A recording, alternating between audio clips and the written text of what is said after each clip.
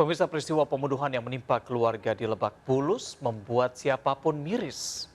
Ya, karena informasi dari orang-orang yang mengenal pelaku anak MAS ini yang merupakan anak yang pendiam, beribadah dengan rajin dan pintar karena baru usia 14 tahun namun sudah kelas 1 SMA lewat program akselerasi.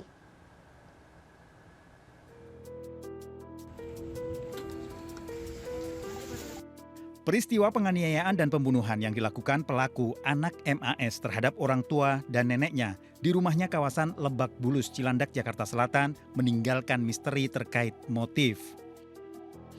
Pasalnya, sejumlah informasi di sekitar tempat tinggalnya pelaku dikenal sebagai sosok pendiam dan anak berprestasi.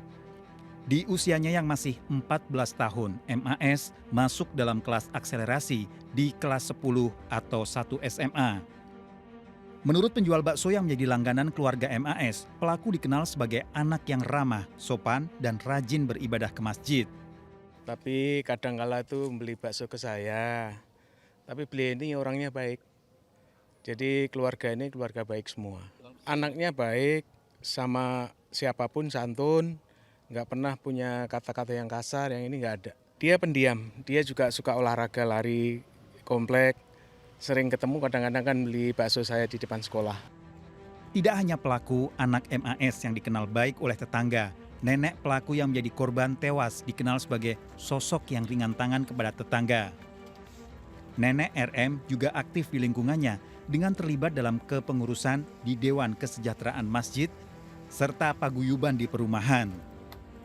Hal tersebut disampaikan oleh seorang ustadz yang merupakan guru korban RM dalam prosesi pemakaman di TPU Tanah Kusir, Jakarta Selatan. Sementara korban APW dikuburkan di pemakaman keluarganya di Bogor, Jawa Barat.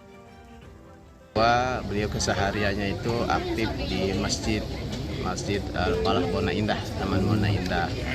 Beliau juga sebagai pengurus masjid, bidang kematian. Juga dengan warga yang lain, beliau luar biasa baiknya dan ringan tangan untuk membantu dan menolong sesama.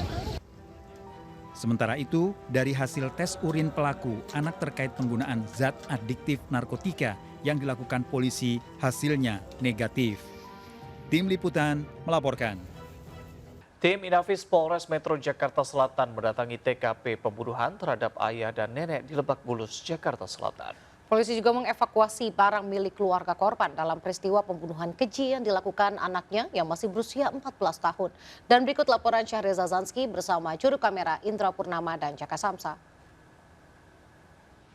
Pemirsa, terdapat beberapa fakta baru terkait peristiwa pembunuhan yang sangat keji dilakukan oleh sang anak terhadap ayah dan juga neneknya serta melukai ibunya di kawasan Lebak Bulus, Jakarta Selatan. Informasi yang kami terima bahwasanya tim Inafis dari Polres Metro Jakarta Selatan sudah membawa beberapa barang dari TKP pada pukul 14.22 siang waktu Indonesia Barat.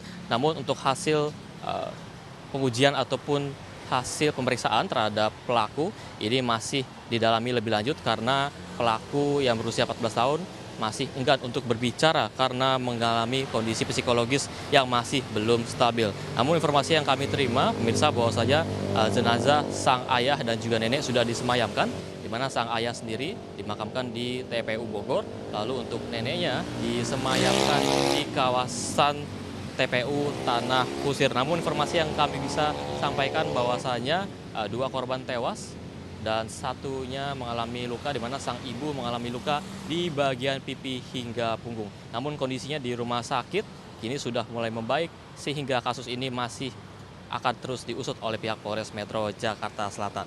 Dari Jakarta, Syahreza Zanski, Indra Purnama, Jaka Samsa, iNews melaporkan. Pemirsa, kecelakaan antara minibus dan kereta api terjadi di Purwoasri, Kabupaten Kediri, Jawa Timur. Diduga kecelakaan akibat minibus menerobos palang pintu kereta api.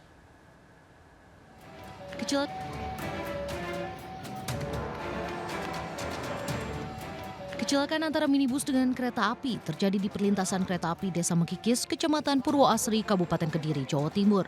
Beberapa warga berusaha menolong para penumpang di dalam mobil. Warga juga berusaha meminggirkan mobil agar tidak mengganggu arus lalu lintas. Minibus mengalami kerusakan, kaca belakang pecah, bodi kiri belakang rusak, serta ban kiri belakang pun kempes. Saksi mata di lokasi mengatakan kecelakaan berawal saat minibus yang dikemudikan oleh Indra Aldi Susanto membawa penumpang melaju dari arah Kediri menuju Surabaya. Ketika sampai di lokasi terjadi antrian kendaraan. Di saat yang bersamaan melintas kereta api Doho jurusan Kertosono Kediri dari arah utara menuju selatan sehingga tabrakan tidak terhindarkan. Dari arah barat, waktu sirene dari Malang kereta udah bunyi tapi mobil itu nerabas terus kan banyak antrian kendaraan, jadi nggak sempet terhindar dan kena belakang. Waktu sirene udah bunyi kan. Tapi palang itu belum menutup ya? Palang itu belum menutup. Ya soalnya kan banyaknya volume kendaraan, ya antrian kendaraan. Beruntung tidak ada korban jiwa dalam insiden ini, namun kereta api Doho terlambat sekitar 20 menit. Saat ini kasus kecelakaan dalam penyelidikan Satlantas Polres Kediri. Dari Kabupaten Kediri, Jawa Timur, Afnan Subagio melaporkan.